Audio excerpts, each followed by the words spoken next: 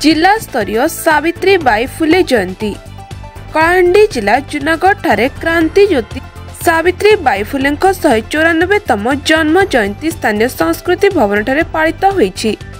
एही अवसर में मां लंकेश्वरी मंदिर छकठारु एक विराट रैली बाहरी संस्कृति भवन पर्यंत पहुंचीला और सेठारे एक साधारण सभा अनुष्ठित होइथिला। एही सभारे मुख्य अतिथि भावे कलाहांडी अतिरिक्त जिलापाल तन्मय कुमार दरवान, मुख्य वक्ता भावे भवानीपाटना संध्या महाविद्यालय अध्यक्ष छविलाल साहू, सम्मानित अतिथि भावे अध्यापिका सरिता बाग, अध्यापक बाइलोचन बाग, विज्ञापित अंचल अध्यक्ष हिमाद्री नायक, ब्लॉक अध्यक्ष सबिता मेहर, सावित्री बाई फुले संगठन सभापति दुर्गा प्रसाद नायक, रमणी दुरिया प्रमुख जोग देथिले। आज भी ग्रामांचल ज्योति बाई फुले भली जड़े महिषी महिला प्रचार प्रसार अभाव साधारण लोकों निकट में अजणा आगामी तांकर प्रचार प्रसार को गुरुत्व दियाजिबो बोली कहिसंती सभापति और आयोजक। एही कार्यक्रम में बहु बुद्धिजीवी महिला छात्र छात्री उपस्थित थिले। मो ना दुर्गा प्रसाद नायक, सावित्रीबाई फुले कमिटी सभापति। आज आम जूनागढ़ सहर में जिला स्तरीय माँ सावित्रीबाई फुले 194तम जयंती पालन करें। आज सहर में आम लंकेश्वर मंदिर ठारू संस्कृत भवन पर्यंत आम गोटे रैली करूँ।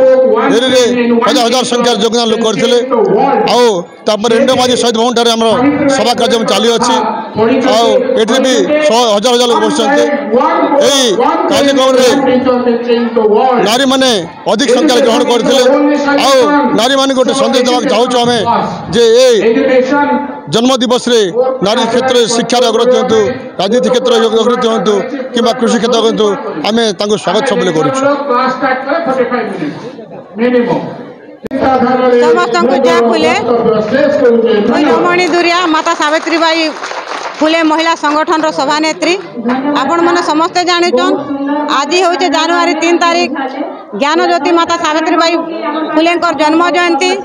आउ से महिला मानकर शिक्षार अधिकारटा से ही प्रथम थर देथिले से महिषी महिला आज जन्म जयंतीटा। आउ बहुत दुखर कथा कि 1831 मसीह जेन माता सावित्रीबाई फुले शिक्षार आरंभटा करथिले आज तांकर 194तम जन्म जयंती पालन करूँ। किंतु दुखर कथा आज भी देशर महिला माने माता सावित्रीबाई फुले तथा अनेक शिक्षित व्यक्ति माता सावित्रीबाई फुले विषय नहीं जानबार। तो से लगी आम चेष्टा करूँ जेहेतु कलाहांडी जिलार गोटे केंद्रीय स्थल हूँ जूनागढ़। आ जूनागढ़ में SC ST OBC समस्त समागम माता सावित्रीबाई फुले जन्म जयंती पालन करी समस्त महिला मान पाखे माता सावित्रीबाई फुले वार्ताटा पहुँचाइबार चेष्टा करूँ। माता सावित्रीबाई फुले संगठन संपादक आज आम माता सावित्रीबाई फुले 194तम जन्म जयंती पालन करुचु। आशा कर्मु आज जो कार्यक्रम रे आम सबु वर्गर लोग मानववाद चिंता करुचु, शिक्षार चिंता करुचु। आके सावित्रीबाई फुले जेन गाथा अच्छे जेन तपस्या बलिदान अच्छे तांको केंती समर्पण करा प्रसारण करा तार उपर आम यत्नवान होचु। आशा कर्मु प्रशासन को मध्य जनाबाके चाहूँ आम आगामी दिन में माता सावित्रीबाई फुले को भारत रत्न प्रदान करा जाऊ। प्रत्येक ब्लॉक हेडक्वार्टर रे तांकर प्रतिमूर्ति स्थापन करा जाऊ।